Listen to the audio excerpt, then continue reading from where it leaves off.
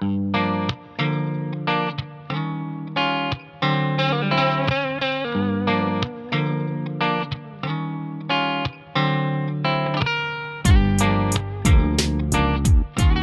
okay. Good morning, everybody. My name's Stephen Neil Kwartler, originally from the Bronx, now living in Sebring. Been in the guppy hobby, I guess, over 50 years. Member of the IFGA, inducted into the Guppy Hall of Fame. I'm a master breeder, a judge. I breed many different varieties of guppies. Some of my strains go back over 30 years. I follow a line breeding program. Basics for guppies is you don't need big tanks. You need between 8 and 12 tanks per strain if you want to keep them pure. I believe in keeping stored water to do water changes. I do that several times a week.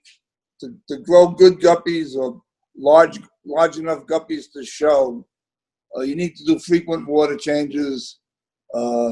Foods aren't really that important other than live baby brine shrimp and a good variety of flake foods crushed into a powder. You don't need any beef fat. Don't have to go crazy on foods. You just have to be consistent. I keep 2 filters in each one of my 10-gallon tanks that I rotate.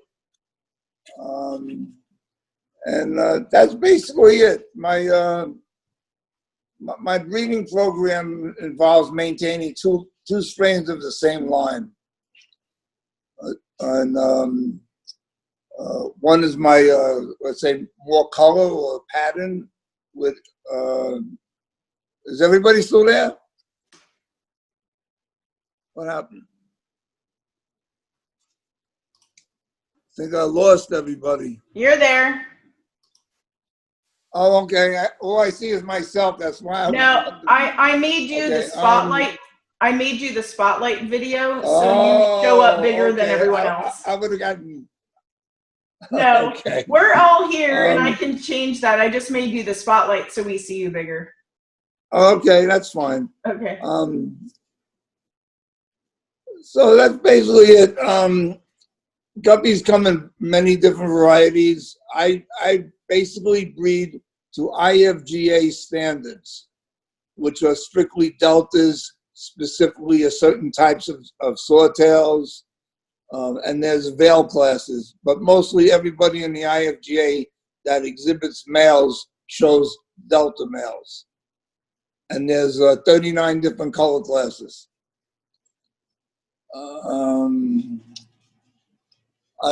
At the present time, my fish room is about 100 tanks. At one time when I was in West Palm Beach, I had over 400 tanks.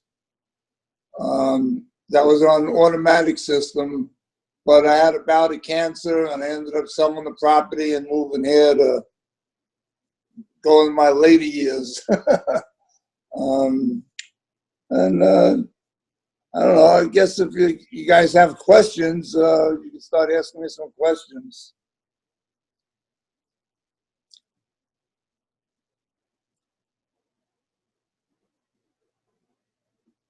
How do you keep lines so to avoid? Let me make this louder. To avoid inbreeding, like a. Oh, what happened? There you go. I'm sorry, I didn't hear your question. How do you keep, you were saying that you keep like 2 lines of the same, or same strain. Same strain. And how do you do that? How do you, I don't have guppies, but I have some other fish and I would like to keep some, the same you do, but I don't know how. Okay, to give you an example. Let's say you got a trio from a breeder, a male and 2 females. So you get babies from the 2 females, hopefully. So as those babies start to mature, you can separate, because you have two individual litters, because I don't mix litters. I raise all my litters separately. So I separate them by identity, by date of birth. So let's say they're blues, and I give the blues an assigned number. I'll say blue number 1, born on 5/1, okay? And then as they get older, I might pick a couple of good males from blue born on 5/1, and I'll breed them to females from blue line born, the same blue line, but from the other female, okay? And after a couple breedings like that, you can actually separate by visual characteristics. Without knowing genetics, you just do visual control. So you notice, okay, these blues have a much more color in the body. This line has better dorsal caudal match. Very important in the IFGA where the dorsal, which is the top fin, and the caudal, which is the rear, match it as best in color as possible, because you get more points. So over a period of time, you'll improve your line, or at least maintain it as best as it was from the beginning. And basically by selective breeding. Did I answer your question? Yes, but let's say, what do you do to avoid having them like degenerating over time with because they are siblings, they are breeding themselves apart? Well, by maintaining two lines of the same strain and keeping them distant, okay? Yes. And inbreeding blue number 1 and blue number 2 only. After 3 generations, then you cross and start all over again. You repeat the same scenario. Okay. Now keep in mind, for every variety of guppy you want to maintain, I'm not saying for showing, just to maintain, okay, you need between 8 and 12 tanks. Because you've got to realize every 25 days, your females are going to have babies. If you mix your babies in the same tank, instead of separating them by date of birth, they're going to degenerate very fast. You won't know which male or female came from which male or female if you mix your litters together. A lot of people do that thinking they can select, but you can't. You can mix your fish back together once you pick your breeders. Okay? If you have larger tanks, let's say like a 20 or a 30-gallon tank, after you pick your new breeders, you can take all those fish and put them in a 30-gallon tank. Thank you. You're welcome.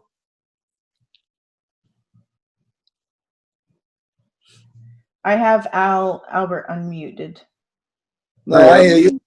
I just want to ask if it's possible to record this. Sure. It's already being recorded. Can I record it for my brother, or are you going to put it online? I have it. I'll put it online. Okay, thank you. Yep.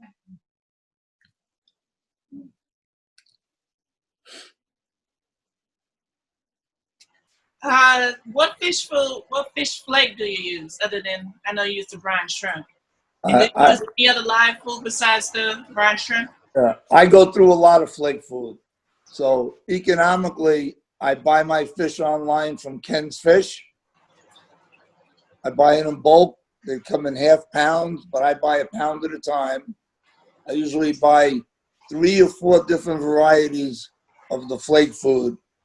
2 I'll blend together in a food processor to a powder. The other 2 I'll grind down and keep them separate. So I'll use like earthworm flakes, spirulina flakes, shrimp plankton, okay? And I rotate them. I keep them in the refrigerator, okay? And I just feed by hand rather than to shake. A lot of guys like to shake their food with like a pepper shaker or something. You have no control. You can overfeed very easily that way. So basically that's it. I get them from Ken's Fish. I used to get my foods from Brine Shrimp Direct, where I get my eggs from, but they got very expensive. And for me, I go through a lot of flake food. I have to be economical. Do you get your brine shrimp from Brine Shrimp Direct? Yeah. I've tried several sources, but I find them to be the most consistent as far as hatch rate. And I only use 90% premium eggs because the lesser eggs, yes, they're a little less in cost, but the volume of your hatches are noticeably different and they're dirtier. So the premium eggs, you have very little unhatched eggs and a large yield.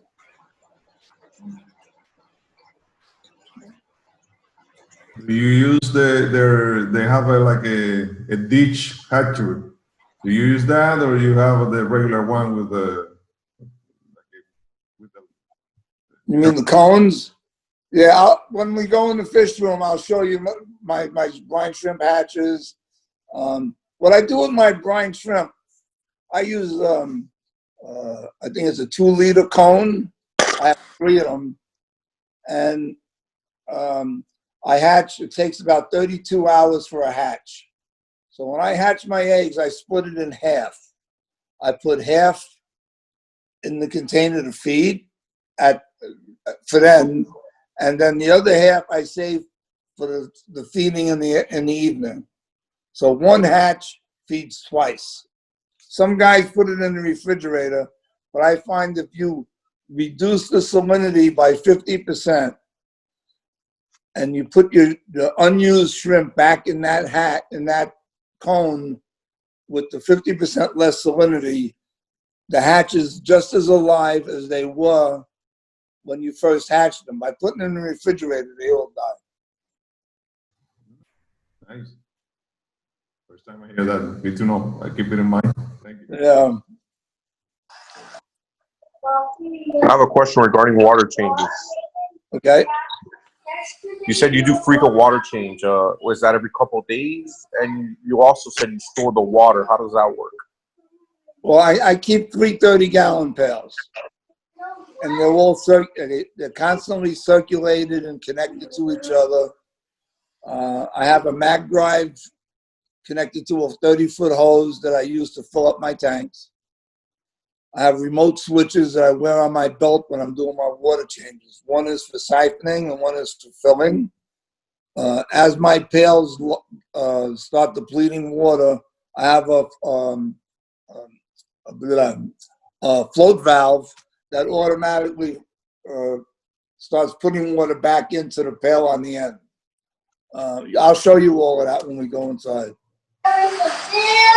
I do about 30 or 40 water change, maybe twice a week. Okay, thank you. Okay.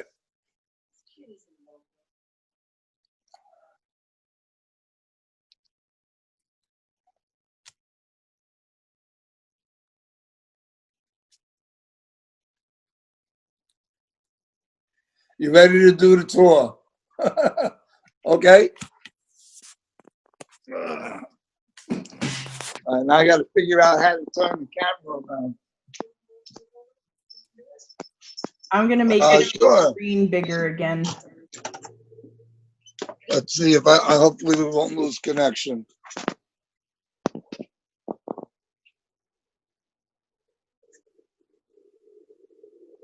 I don't know how to turn the camera around.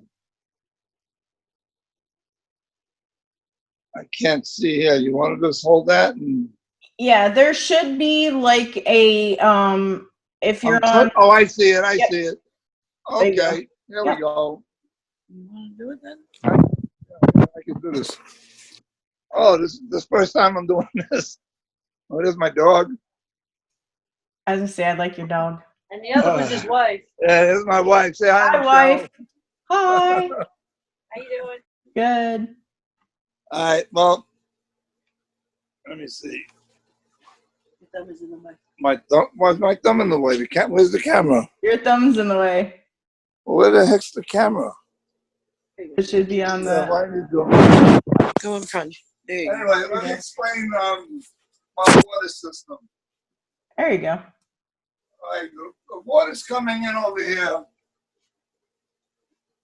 And this is the float valve I'm talking about. This is what they use for cattle in the water trough.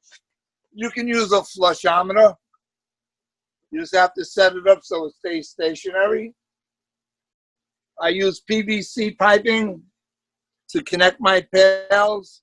And by putting a valve on the top of the PVC, you can, without trying to get the air out of the pipes to start it, you put a valve here, open it up,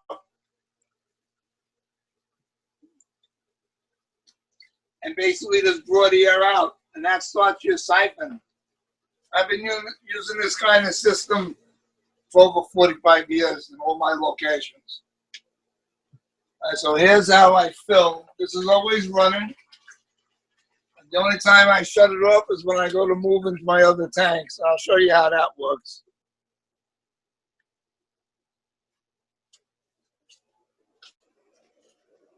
So I use these remote switches. I keep it in plastic just in case I happen to drop it or it gets wet. So here's, you see it's running. I'm not the best cameraman, sorry. Camera person. Okay. And that's it. And I do the same thing with my siphon. Actually, if you want, I can show you. I can siphon a tank now. I'll do a quick one. This also goes to a mag drive. This is a mag drive. Just a 1200. That's my siphon. So when I want to do a water change, let's see if we can do a water change. So I basically just go here, hit the switch, and it's connected up there. You can see the switch is on. It's right next to my pump. That's one of those piston linear pumps, of 140, I believe. It does over 200 outlets. All right, so now that's draining. Now I'll come over here. Take my fill hose.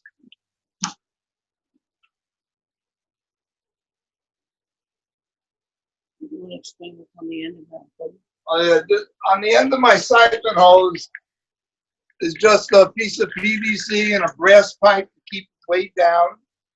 And I glue on a piece of Scotch pad. Yeah. Scotch pad is Okay. Now, if I was doing this section of water changes, I'd just be moving from tank to tank. I wouldn't just be doing the one tank. These little baskets here, these are where I keep my virgin female.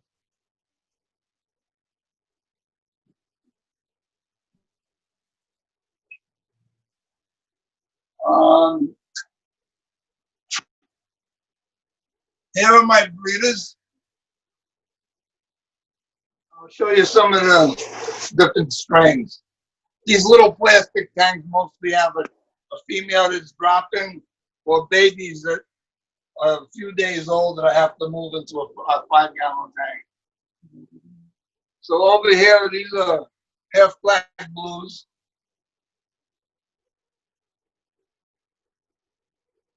These are half black leopards. This is a line I've been working on. Came out of my half black reds. I'm trying to make a gray-bodied red guppy. You don't see them too often at the shows, but I've been working on it for about a year. It's another tank of half black blues. Yeah, all my tanks are labeled, like I was saying. This is number 367. They've had babies on April 28th, and they had babies this morning. The females in that little plastic tank right here. You can see the babies in there. I use the floating plastic mesh. It's just sitting on the top of the water. The female is inside of it. She'll just stay in one area to be comfortable, and the babies usually stay away from her. I very rarely have babies that are eaten. Even when I have my albinos, they don't eat their babies. Okay, these are more half-black leopards. I'm known for my half-black leopards or half-black AOCs. The right one? Yeah, right here.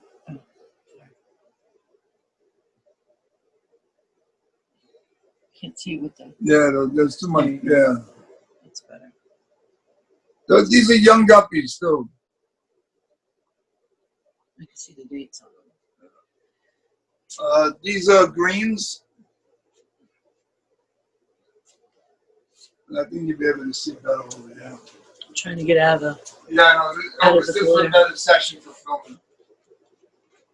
Still glare for me.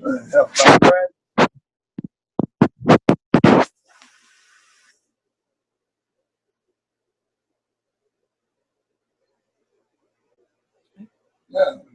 Yeah. And What? I got it. The half-black reds. Half-black reds. Yeah. This is another new line I'm working on. It came out of a Moscow strain. Just happened to get some males with pattern. I crossed them to a half-black guppy. This is a multi-line I'm working on. Next tank, a half-black purple. What happened? That's your finger.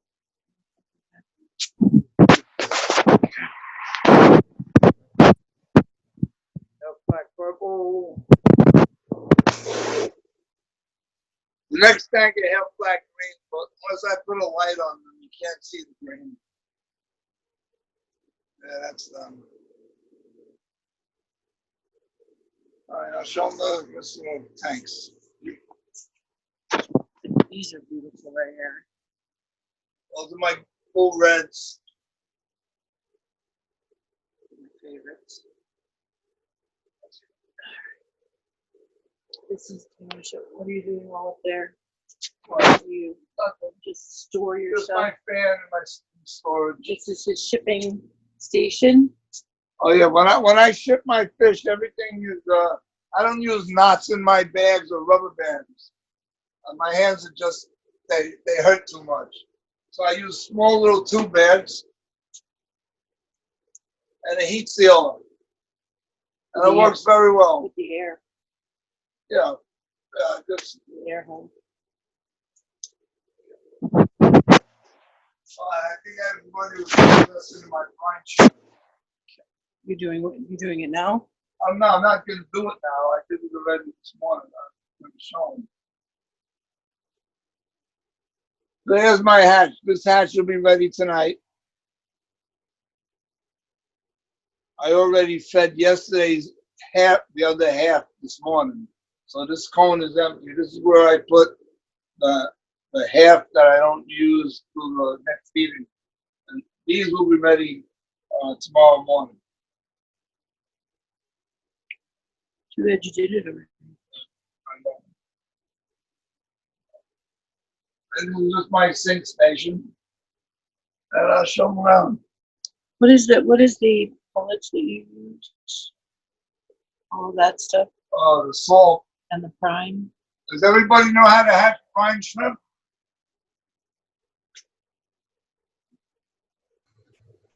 I'll say yes. Like How do you separate the eggs from the ones they have? Okay, when I'm ready to separate the eggs, I just pull out the air. I put my timer on for 6 minutes. All the hatched eggs will settle to the bottom.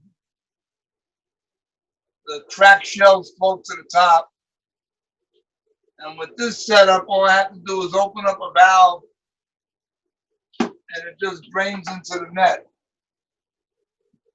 Okay, I usually just set it up here, I drain into the net, rinse it, split it in half goes in here, and half will be fed.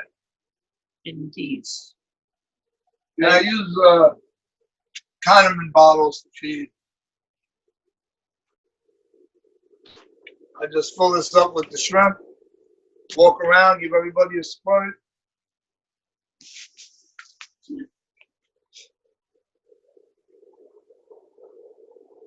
All right, now let me show you some of the fish. And what kind of filter media are you using for the, well, filters you're using for the fish tanks? Okay. I still have a lot of my old Lustar filters, which aren't really available anymore. I can show you over here. It's easier to show you. Sorry, I'm not trying to make you dizzy. This is the Lustar filter I use. They're not all round. Some of them are triangular, some of them are square. But this is basically it. Nothing simple, nothing fancy. Ceramic beads. How often do you change those? The ceramic beads you can find on eBay, they're very cheap. You can get like 6 bags for like $8, and they give you a lot of beads. And you can bleach these and rinse them and reuse them. I don't put covers on my filters anymore. I find the fish go in there in between feeding, and they will feed out of the filter. Okay.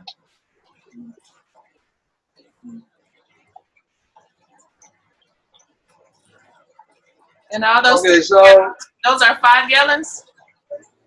these here are 10s. Okay. These are all my breeding tanks and my juvenile tanks are 5 gallons. These here. And you can see they're all full of babies. I can use another 100 tanks.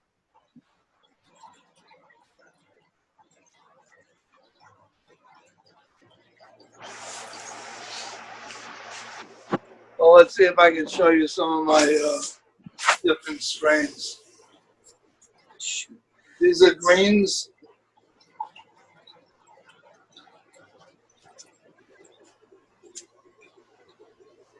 They look blue, don't they? No, they look. Yeah, they do look blue on the iPad, but they're greens. These are blues.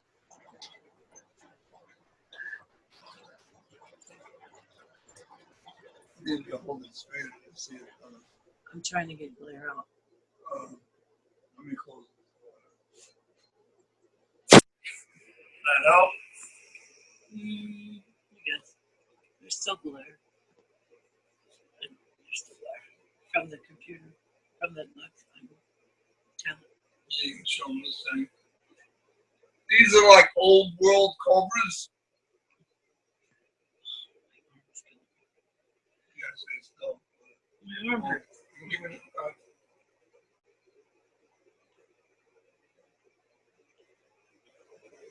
I don't know if that's clear. Yeah. These are half black AOC. I call these my lavenders, because they have probably not going to show up on the screen, but they have a very light shade of purple in them, which are basically like a lavender color.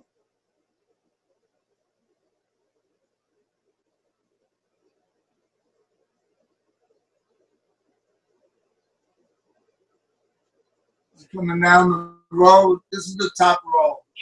I have 60 tanks on this wall. Yeah. But this is where the camera is, so go above here. I got it. Okay. Okay, these are half black purple.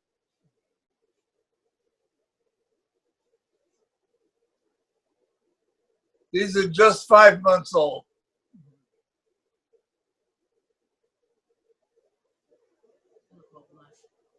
Yeah, I know. These are young blues. Yeah. These are young half black AOCs, real young. These are only 2 months old. Yeah, I got it now. These are some blues. I've been doing real well in the blue class.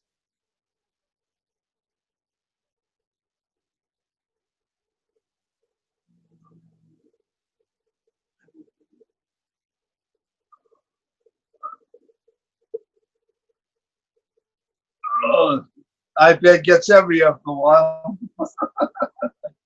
Yeah.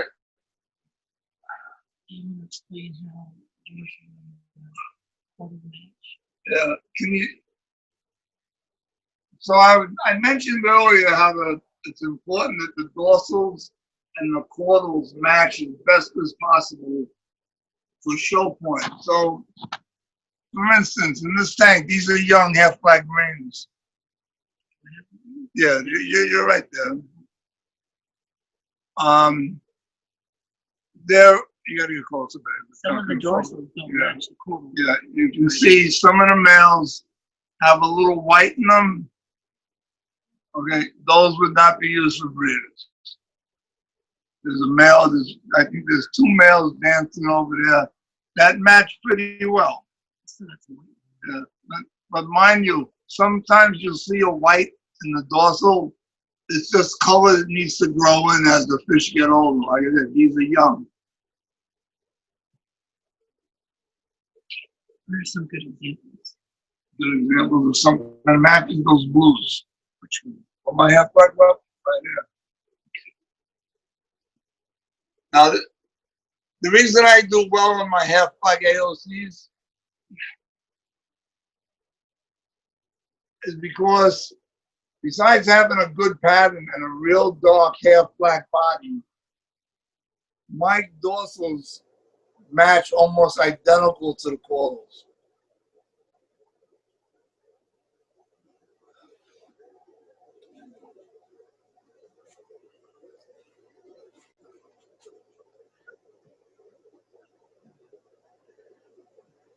I don't think that helps, but yeah, you can see what I'm talking. You can see. It's pretty obvious that they match. And I'll show you on a solid colored fish. There's young blues. And you can see that the dorsal color and the caudal color are almost identical. Much easier on a solid colored fish than a fish with a pattern.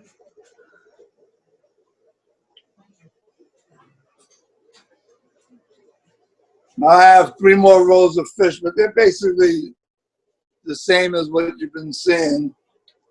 These are young half-black reds,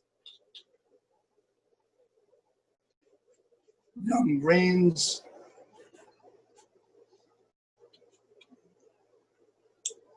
Now here's a whole litter of babies.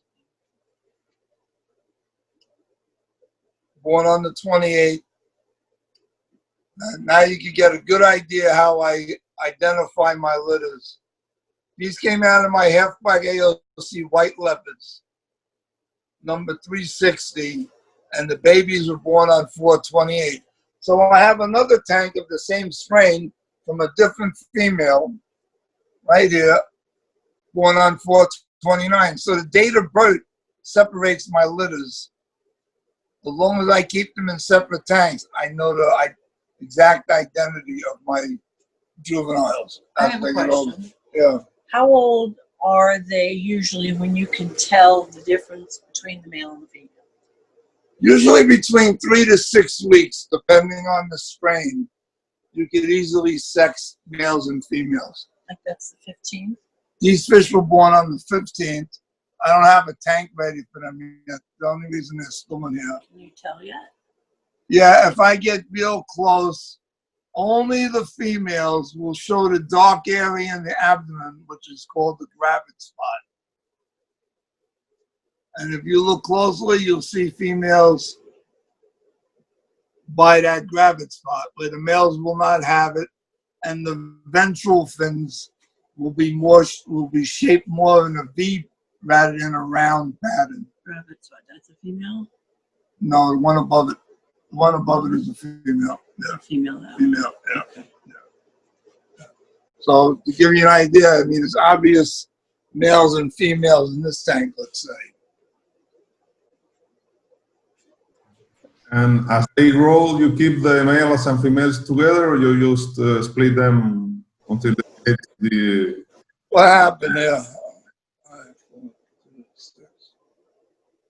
Did I lose everybody? Oh, we're here. Oh, okay. Yep, we're here. I don't know. I'll unmute everybody. I don't know what happened. Okay, so here you can see males and females, correct? Yeah, by the doors, by the portal. No, you can see them by the gravid spots. They're bigger fish. Greg, ask your question. Oh, I'm Sure. lying. Hey, I'm just wondering your water conditions, like your TDS, your pH, whatever. Okay. If it's what out of your tap, Well, like natural, or you condition it in your storage barrels? my water, my pails are filled up with the flow as I do my water changes. When I finish doing the section, From the house. it comes directly from the tap into my pail. After I finish a water change, I use prime. No, I get that, but do you change the TDS or pH of? No, I don't do any. Your barrels? My guppies adapt to my water. Okay. And I just happen to have ideal parameters for water. Okay. What is your TDS and pH about? My total dissolved solids I'm not worried about because I do plenty of water changes. Okay. My Good to the camera. What is your TDS or your water out of your tap? I'm not concerned with my total dissolved solid. Okay. All right. Shit, my Alright. low, It just my works bad. for you. That's fine. Oh, Yeah. My water comes out moderately hard, about 140 parts per million. I thought you said pH you. are about 7.5. no, this is the one time I forgot to. It's the speaker. When I first moved here, I had my water tested, and my total dissolved solids was I can't. minimal. No reason to do any adjustments. Guppies, like I said, guppies will adapt to any water, Okay. providing you acclimate them properly. Can you show us the baskets? Yes. Let me show you these baskets. I make all these baskets myself, the ones on the top. Okay, I'll show you an actual basket.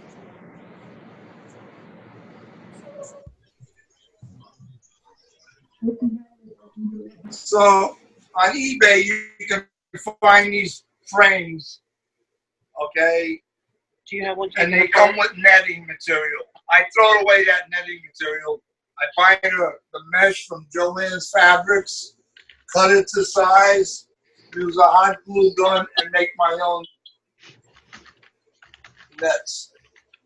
That basket is this right here? No, that's these up here. Oh, These baskets here are an old Lustar product that I've had for over 40 years. And that's these here. How many different strains of guppies do you have? That's a good question.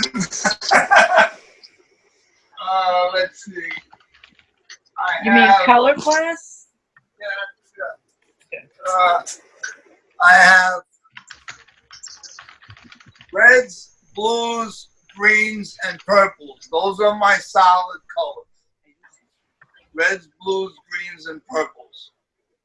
I have half black AOC, half black green, half black blue, and half black purples. And my half black reds.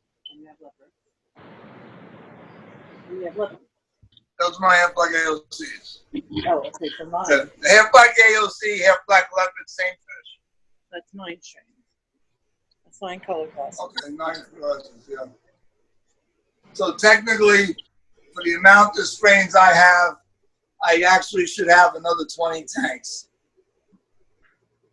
But I'm able to make do because I do sell a lot of fish. Do you separate males from females at some point?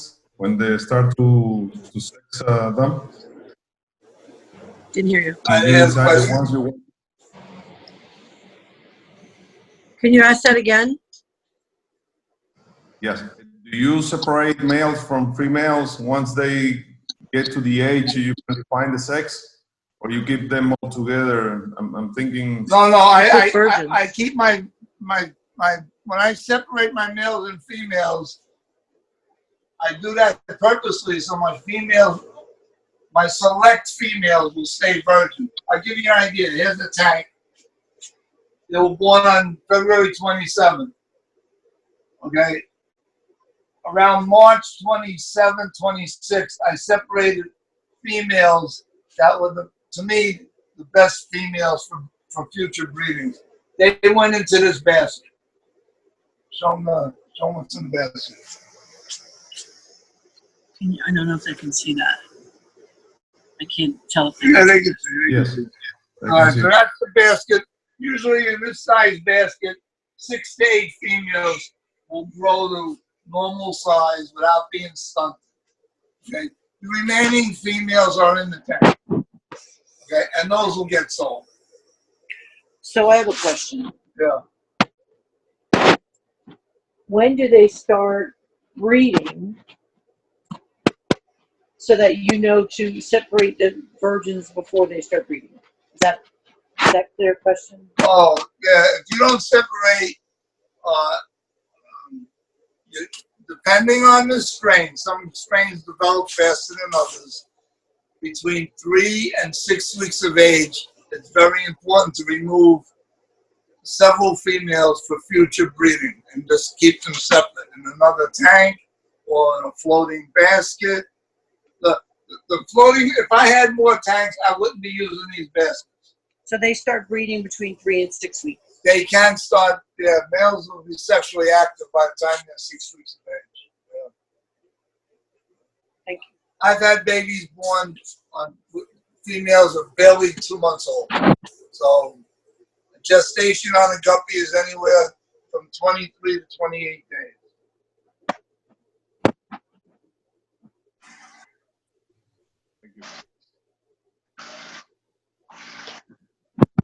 I've unmuted Al. Do you sell your guppies online, or where do you go to sell them? Well, I advertise. Well, I post videos on YouTube, and I have a business page on Facebook. I don't put my fish on Aquabid or anything anymore because most of the people on Aquabid in the guppy area are importers or jobbers, and I don't want to be associated with them. You have your own YouTube channel. I have my own YouTube channel, Championship Show Guppies, and my own Facebook page with the same name. And I post videos every few days of what's available, something different that I'm working on. I get a lot of emails, people asking me questions. Sometimes it's easier to visually show them in a video than to explain it to them. I'd like to add something. Stephen is one of the very few, actually he got an award for it last year, the year before the annual. He's one of the very few that actually will get on the phone with you and talk with you and explain things and answer your questions. Besides the videos on YouTube and Facebook. Yeah, and before the pandemic, I have people come by appointment. 1 or 2 people will come a week, full week. They usually make it drive, usually within Florida. But I've had people come down from Ohio, Michigan. You know, if they're in the area or on vacation, they usually spend the day here. Where are you at? I missed where you're at. I'm in the armpit of Florida, Sebring. Oh, you're almost local to us. I didn't realize. Okay. Yeah. I'm not far. Couple hours away. We could do a field trip to your house when this is over. Yes. Once the pandemic's over, I'm not allowing anybody in here. No offense. Yeah. When I was in West Palm, the Tampa Club used to come regularly to do field trips I had a big facility, so they would come sometimes 10 cars. They had 50 people. But my fish room was big enough that they all fit. So 400 tanks. 60. yeah. This one's a little tighter. Yeah, I wish you would. I'm still thinking of increasing, moving into the garage. Yeah, I was gonna say you probably made a deal with the wife, fit her car in there, and you could have this piece. Oh no! My car has been outside the entire time we've been Oh, okay. here. His car's in the garage. If he All right. is The willing car's to gotta move go, man. Yeah. Hey, Steve, I might have missed it, but would you do me a favor and show me your adult female reds? Reds or half black red? Full reds. The full reds over here. In the corner, right? These are my breeders. I'm all sold out of juveniles. I have a couple tanks coming up. These are my favorites, actually. Beautiful. These aren't really. These fish are only about 3 or 4 months old. These breeders. We're waiting for drops. Thank you very much. Of course. Absolutely. These are his half black reds. They seem a little deeper red color. On the iPad, they look dark. Yeah. Steve, question. How long does your breeders live breeding? 2, 3 years? 4 years? That's a very good question. I set up my breeders usually when the females are about 3, 4, 5 months old. Sometimes I'll set the males up a little younger. From the time a female has babies, I'll take 3 drops from a tank. Let's say there's 3 females. They each have babies 2 or 3 times. By the 3rd drop from 1 or 2 of the females, then I discontinue that breeding setup. Say goodbye to those fish, and then I start over with some new breeders. You also, when it's show season, you also have them auctioned off, some of them at a certain age. Yes. Some of my, when I was sending, when the IFGA show season is in full swing, there's like 6 to 8 shows a year, usually 2 or 3 weeks apart. So I'll send fish to a show. I usually don't have them return my entries. I usually put everything up for auction, and I send females with them. Otherwise, in order to get any money at the auctions, you have to have accompanying females. If you send males only or females only, the host club retains all the proceeds. What's the reason for 3 drops and done for breeding? It's like taking babies from a 60-year-old woman. Okay. Okay, you know. We don't do babies at 60 years old. Well, maybe not 60. You know, I don't know. Lifespan of a guppy is anywhere from 10 months to 2 years, depending on the strains. Some strains live longer. Swordtails, snakeskins, cobras, they tend to grow slower and live longer. Most of my strains, by the time you're a year old, they're finished with showing. Yeah, I'll give you an idea. Here's a tank I'm ready to break down. It wasn't that productive as a breeding setup. I think I only got 2 drops. You're going to drop one more time. These males are,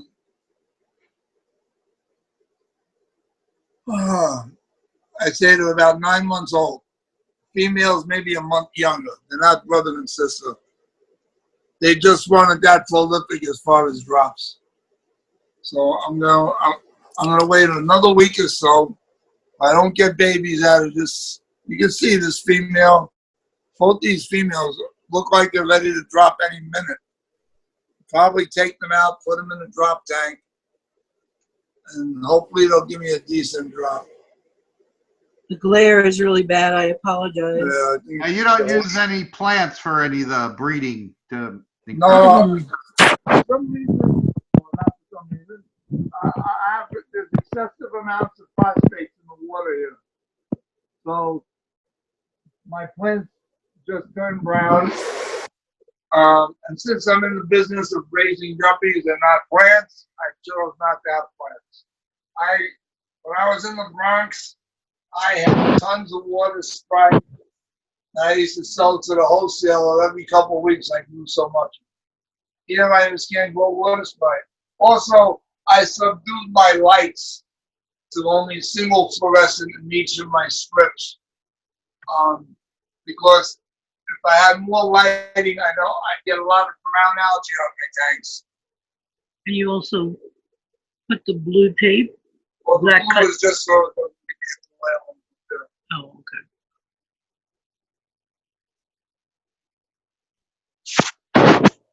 yeah, here's some beautiful fish. I know nobody's gonna believe me if I tell them these fish are only 5 months old. Yeah, I kind of don't. You must pound the food to get them that big. What happened? Your finger. No. Can I? No, I lost it.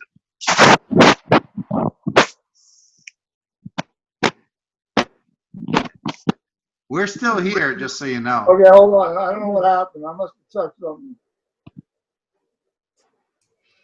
I think somehow your camera turned off. There you go. Yeah. Okay. Let me try this So again. how many times do you feed a day to get those guppies in 5 months that big? Because you're right, I don't believe you if you weren't telling me. I tell you, nobody believes me.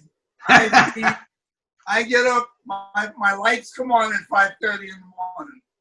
At 6 o'clock, after walking the dog, I come in, everybody gets a light feeding of dry food, okay? Then about an hour and a half, 2 hours later, everybody gets brine shrimp. And that's it for the morning. Then my lights go off at 1 o'clock. They come back on at 5:30, and I repeat that same feeding cycle, 2 feedings.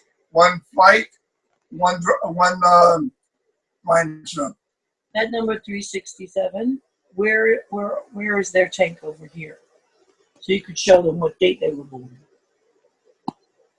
Oh, I know. You They're said in they the don't- book. That's not their identity. That's the identity of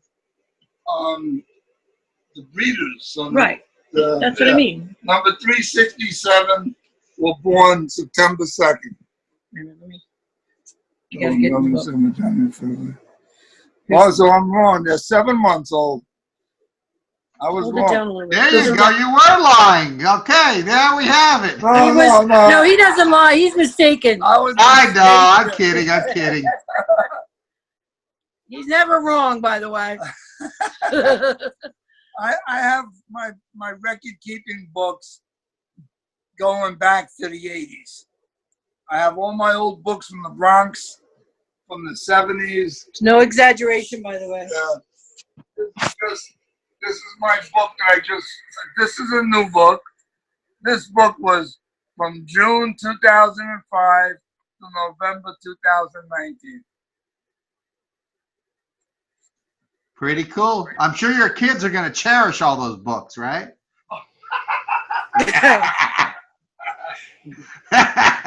Yeah.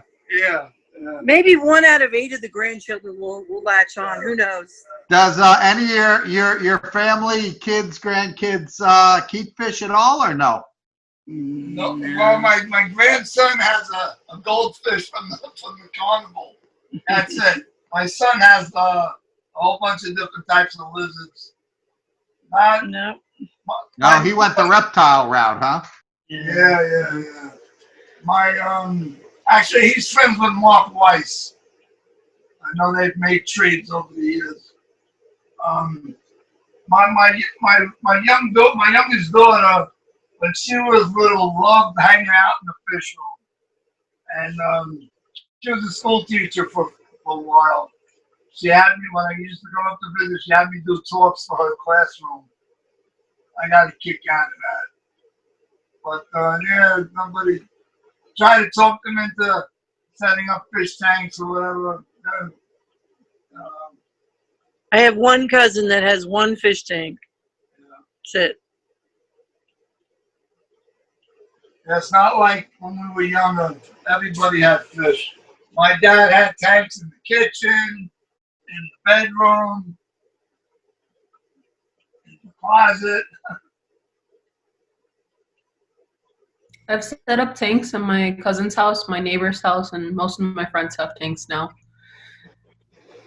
It's like a disease. I tell you, this with the pandemic going on, people that are maintaining fish are dealing with this pandemic a lot better than people that have nothing to do with themselves. Oh yeah. I've been Get a lot of projects done that you never have time for.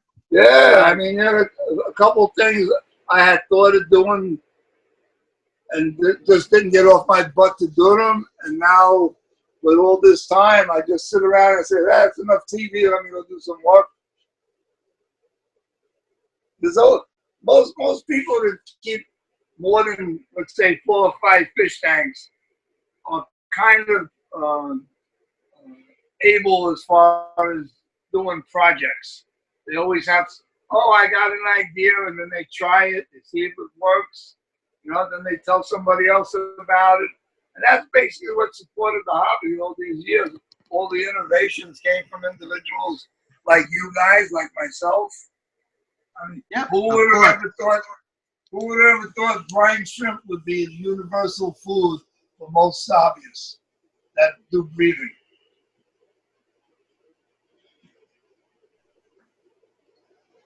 I mean, I've gone through the route of vinegar eels, micro worms, mealworms, brindle worms.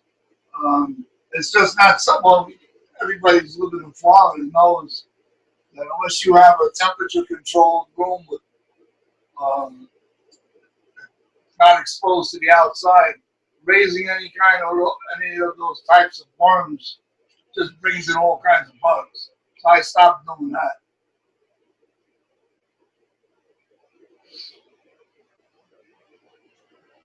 Ready to go back inside? Yeah, we can go back inside together. I'll follow you. Any more questions about the fish before we go inside? So you have one nice little show tank inside, or none? No. You know, Do you make the funny thing. You did 20. You had a 20 at one time. I did where? In there, the big 20. No, I was talking about in the house. Oh God, no. No, in all the years I've had fish, I've never had a tank in my house. It's always been in my basement in the Bronx, big fish room in West Palm Beach, and my golf cart garage in Sebring. Never had a tank in the house.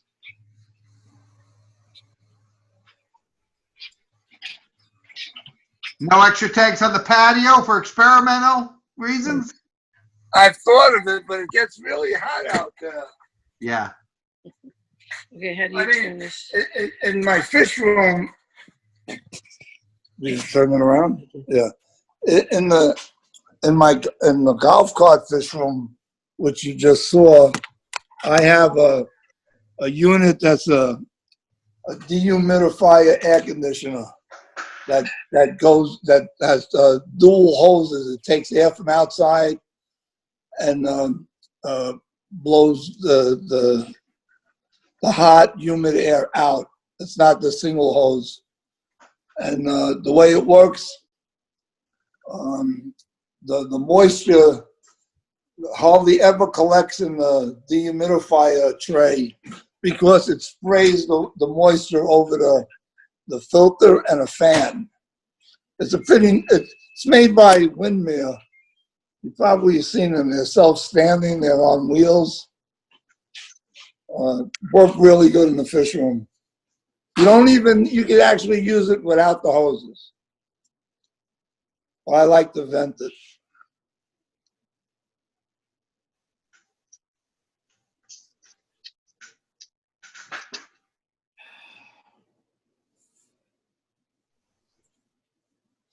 So how many people are going to get some guppies? Well, how many people have guppies? Join the IFGA. I have just a couple. Not a lot. Where were they from? They were a rescue from a site called Nextdoor. There was a lady moving. She came to our Christmas dinner, and she had a lot of guppies in a 10-gallon tank. She probably had 100 guppies in a 10-gallon tank, and she just was trying to give them away before she moved. She didn't want to, but she couldn't move them so far. So I got like 10 from her. They had a ton of babies, and then for some reason they slowly either ate each other or died out. So there's like only a couple left. Well, what happens, guppies, like most other live bearers, they secrete a hormone for maintaining populations. Okay? So if you have a tank and you just let them go on their own and reproduce, and after a while you just have mixed generations, not only does the quality of the fish deteriorate, the size will reduce, but the hormones that are secreted into the water, the growth inhibiting hormones, they'll start controlling the population. So let's say a female has babies. Most of those babies aren't going to survive because of the hormones in the water. Unless you do a lot of water changes to control the concentration of the hormones, it's hard to raise generation after generation in the same tank. I had 10 of them in a 60-gallon tank with other stuff, with some other Corys and a couple Tetras, and some Plecos, but really not super overstocked except for too many Plecos and Corys. But they were kind of loose in there, and I'm due a good solid 25% water change at least once a week, and then sometimes if I feel water quality is off, I do other couple of small water changes in the week too. But for sure, I do one big water change a week, and then So basically, what you're saying is you're just noticing less and less juveniles growing. Well, I saw one of the babies was a little bit deformed too. But there was probably like 8 fry, and some of them got big, and there's still 1 or 2 left, but all of the adults, original 10 adults that I got didn't live past like a month. But, really?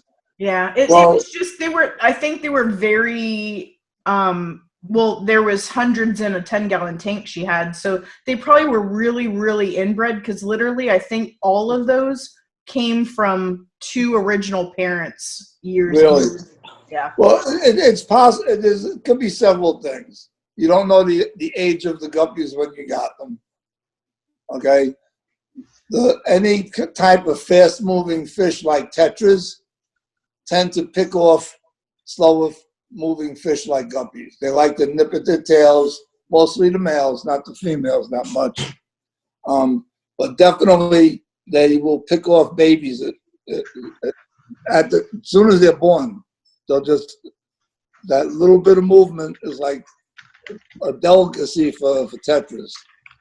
Plus my tetras were used to getting live brine shrimp too, so they're used to kind of chasing things that are alive. So I give them live brine shrimp probably every other week or so. They mostly get just good flake foods and things, but I do feed them live blackworms and brine shrimp.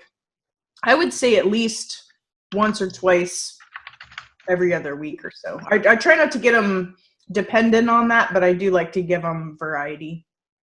Well, if you like, I could put together a little breeding group of one strain and send it down as a gift to the club.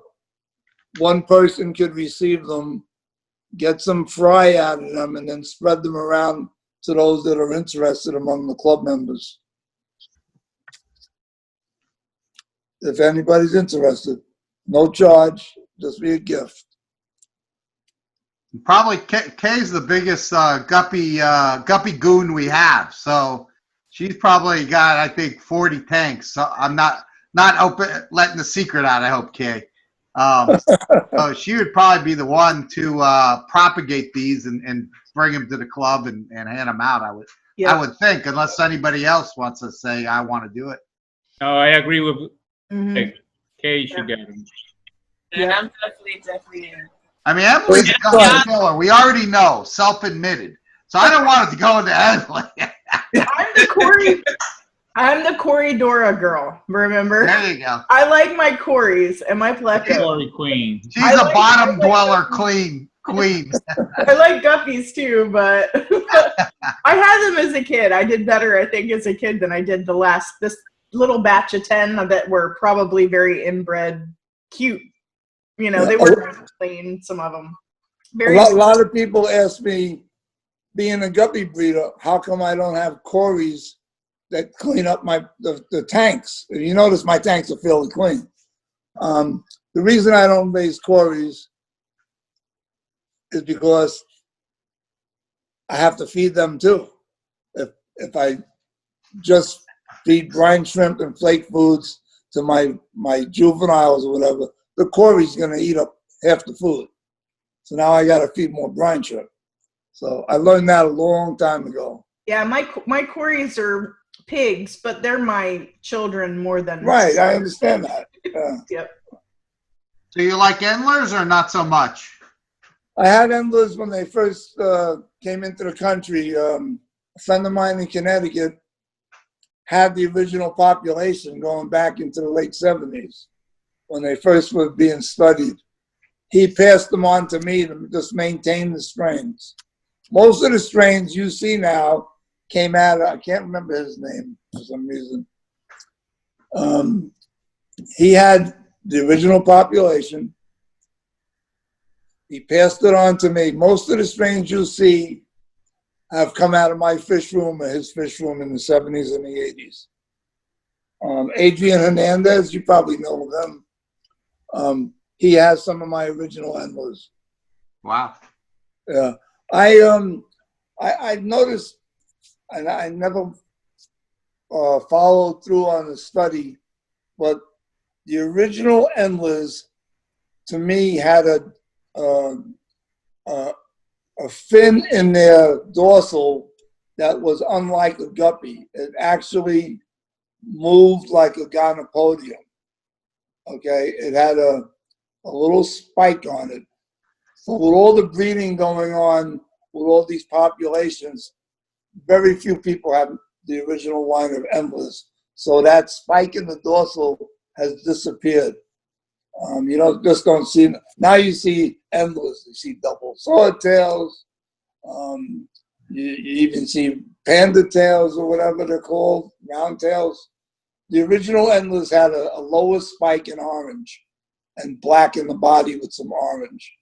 And that was the basic endler. So who has endlers?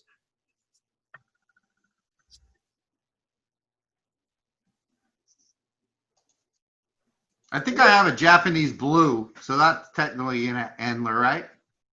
No, look. They're big like guppies, though. I don't think they're endlers. Yeah, they're not an endler. A Japanese blue might have some Moscow traits in it. They're a smaller guppy. Most of the fish coming from Asia are smaller lines of guppies. They usually have a high dorsal rather than a parallelogram dorsal. Yeah. IFGA type guppies have parallelogram dorsals where you have 2 units high to 3 units long. I got a small colony of I think it's the red bar endlers in like a 2.5 gallon. Okay. Yeah. I used to keep some tiger endlers, but I think I still got a few left in the outside tub. I think Adrian Hernandez was he might have developed those tigers. He's not a member of your club, is he? No, but I saw some of his work on YouTube. I think he started making YouTube videos. Yeah. And he created so many different strands of endlers and fish. Yeah, he's down in the Miami area. Yeah. Nice guy, very nice guy. What happened to Chuck Davis this morning? He was here earlier. I think he got bored and left. Although he did call, he said he had to go to work. At work. He was going to tune in for a little while and leave. It was in and out as the screen was going through. He's actually connected via his cell hotspot, so it's not great. That's why he had no picture. Yeah, I was worried about that too. Because sometimes I'll try to do a live stream to YouTube in the fish room, and halfway through it just kicks off, just dies. A whole bunch of people will be following me, and then all of a sudden I lose my signal. And I haven't extended, it just doesn't work. We had 25 people for a while on the line today. That's nice. Which was good. That's nice. You know, I think I did it. I think back in the mid-90s, before I moved to Florida, I had come down and me and Mark Weiss did a talk. He talked on discus and I talked on guppies. And I think an old friend of mine, Torres, I can't remember his first name. He was a better breeder, Torres. He did a talk on bedders. I don't know if anybody was at that meeting back then, but there must have been 60 people in the room. That's our normal meeting, about 60 people. Yeah, that's nice. That's nice. I remember meetings. I mean, I belonged to so many clubs when I was in New York, in New Jersey, in Long Island, in the Bronx. I used to go to the Brooklyn Aquarium Society. The only time I could get into their meetings was when I was the speaker, because I wasn't a member that used to show up for their meetings. So when I would go down there, I have to wait outside till there was room in the meeting hall. And they had a big meeting hall. Wow. Yeah. Yeah. They had standing room only. Well, they not only standing room only, they would only let you in when there was room. So you could be waiting outside for an hour. People would start coming out. Yeah, maybe you can get in, but the meeting was over. And they used to have big auctions. Steve, could you go over the lighting one more time? Sure. Because of my water, I have to control my lighting. So even when I was in the Bronx, I had a split lighting system. I just liked it better because it fit in with my work schedule. So what I have now is my lights come on at 5:30 in the morning. I feed at 6. I give the tank at least a half hour to start getting some light into it. I'll feed at 6. Then about 9:30, I'll do my brine shrimp. And that's it for the morning because the lights go off at 1. Then they'll come on again at 5:30 in the evening. I feed again at 6 or 7. And then I'll do my brine shrimp a little later, maybe 9 o'clock, 10 o'clock at night. And that's it. I was feeding more.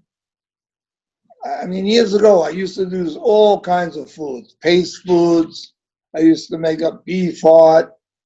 And I found that the tanks would just get fouled sooner with all the feedings. So when I got here, I was feeding 2 or 3 dry feedings each cycle and brine shrimp.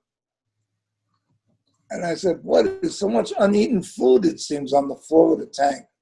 I'm going to go to 1 feeding of dry, 1 feeding of brine shrimp. And you can see, even, I mean, my tanks are fairly clean. Fish grow fine.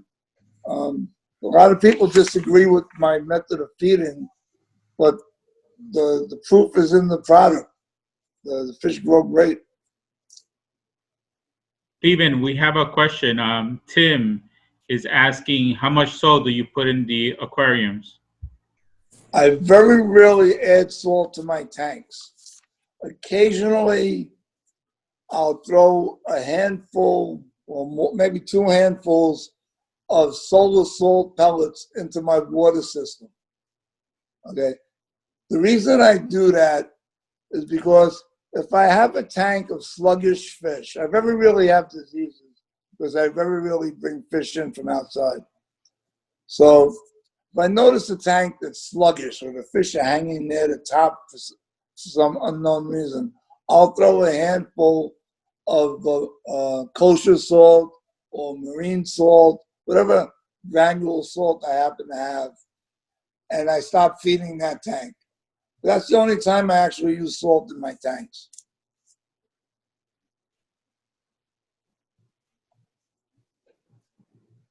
A whole handful into a 110-gallon tank?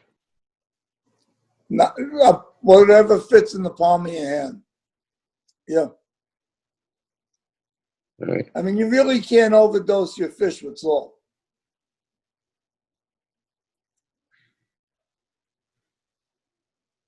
I would say maybe it's 2 tablespoons.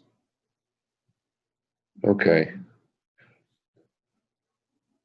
I have my fish tanks in the middle of my kitchen and living room, and it gets lighting all day long.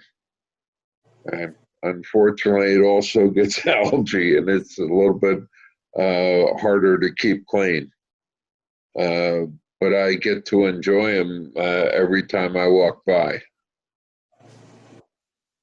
Well, there's a couple of solutions. I mean, if you don't want to black out your tank or black out your lighting, if you like to grow plants, a single apple snail, usually clean your glass, or just kill your lights for 2 days, and the algae will stop growing. Then you can just wipe it off with a paper towel. I have some extra apple snails and some zebra mystery snails, if anyone's interested. Yeah. So Raphael gave me like 6 really great snails, and I've got a ton of awesome snails now. And I could part with a few. My tanks, I've not had to scrub the sides at all since I've had those snails in there. Yes. It's been nice as not having that as maintenance at all, and I've like no algae. They eat it all, so it's good. Yeah, apple snails do a good job, and you probably can get away with just 1 or 2. Yes, I have too many now, but they're beautiful. They're beautiful. I've got some that are have like some brown in them, and I have some that are bright yellow. But basically, yeah, Raphael gave me like 6. Those are marbles. Yeah, marbles and yellows, and I never was able to get the ivories or the blue ones, but those were the most. Yeah, they're the mystery snails, right? Not really the apple. Yeah. They're mysteries, yes, mysteries. Yeah. Oh, mystery. Yeah, But the apples eat your plants, but the mysteries don't. The apples will mow it down. They get like that. They're huge. Yeah. Well, Emily, I need 3 back. I lost almost my entire colony that I had. No, I got more eggs. I mean, I'm like scraping some of the eggs out now. They're doing really well. And the weird thing is I put just 1 or 2 in my little 13-gallon tank. And that tank actually has more than the other bigger tanks now. I mean, that one's got probably 30 snails in it now. And they're all cute little babies too. They're good. So yeah, I've got some you can have back. Come get them. But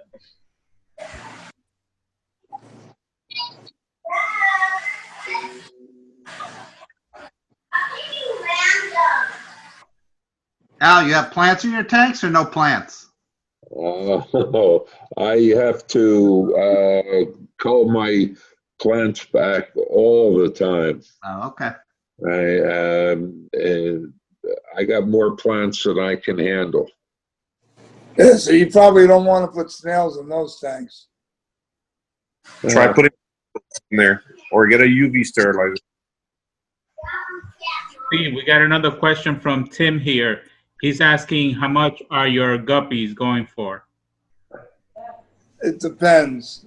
Like I said, I can send some down to Kay if she wants.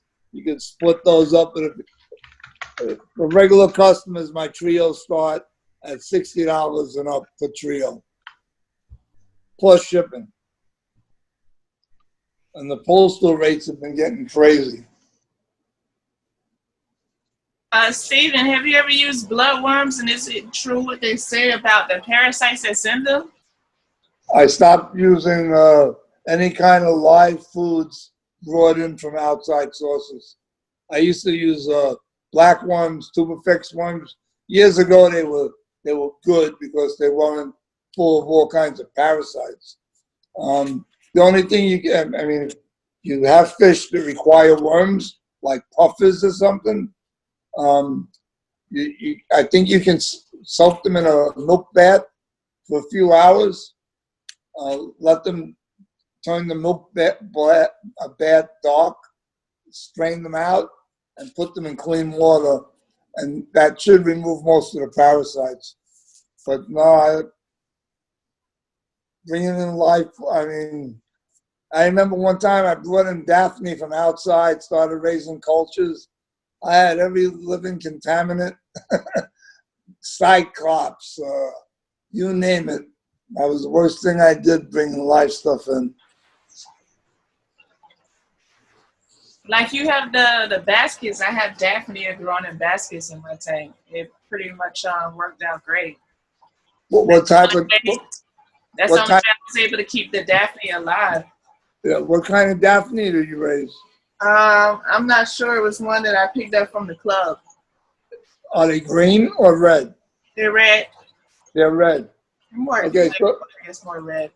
So if you really like, I mean, if I could raise enough Daphne to make it worthwhile, I would raise it here.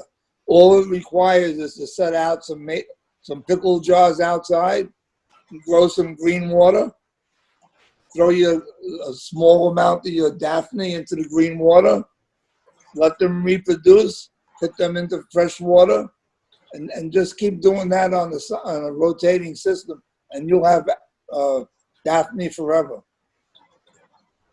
All they need is green water and maybe some brewer's yeast. Green water and what?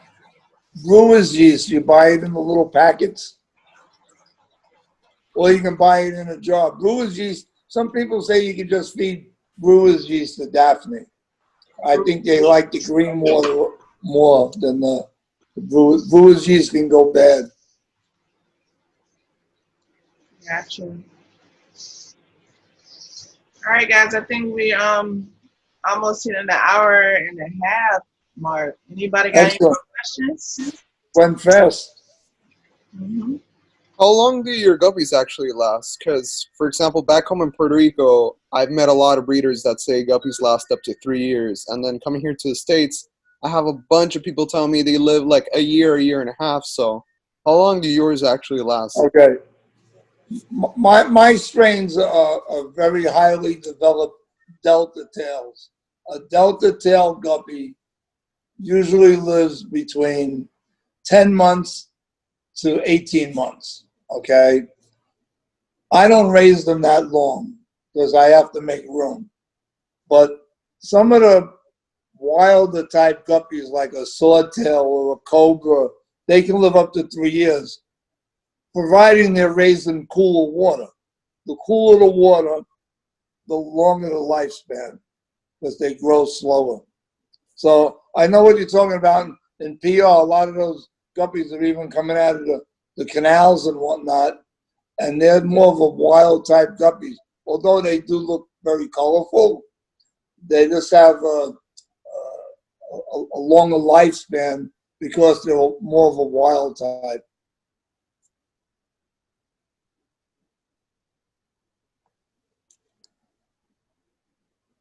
Thank you, Steve. You're welcome. You're welcome. All right, guys. So everything went well. Steve, thank you. We appreciate your time. You're welcome. And Kay, if you, thank you. Kay, if you just want to touch base with me at some point with your address or whatnot, I'll send you a small box of fish. Will do. I appreciate you, Steve. And okay, thank you, guys. Everybody wants to unmute. Clap for him, and thank you. Thanks everybody. So see everybody next. Fantastic. Thank you very, very much. Thank you. You're welcome. All right, guys. All right, bye. Bye. Ciao. Thanks again. Thank you. You're welcome. Thank you guys for showing up. Thank you.